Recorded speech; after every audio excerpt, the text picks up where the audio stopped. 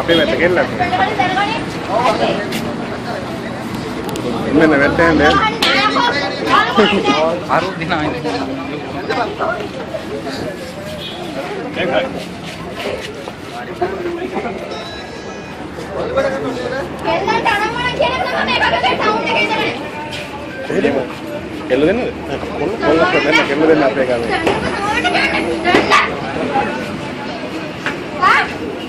කවුරුද ඉඳන් ඉන්නේ? අනම්මන කියවම පාටි කියලා ඇයිදද? හා? පුතිය. මතක තියාගන්න ඔය පාර. හරිද? මොකද ඕනේ බන්නේ? හා? මොකද ඕනේ? හරි හොඳ දෙයක් දැන් මේ කියන දේ යන්නේ ඒක සරයි.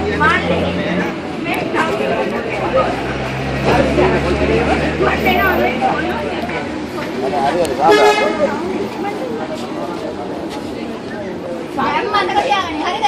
දැන් මතක තියාගන්න කවුද කියලා. ඔබ බස් එකට නැගිටින්න කන්නේ හිටියේ? හා? පාරේ වඩාවුන කිව්වේ.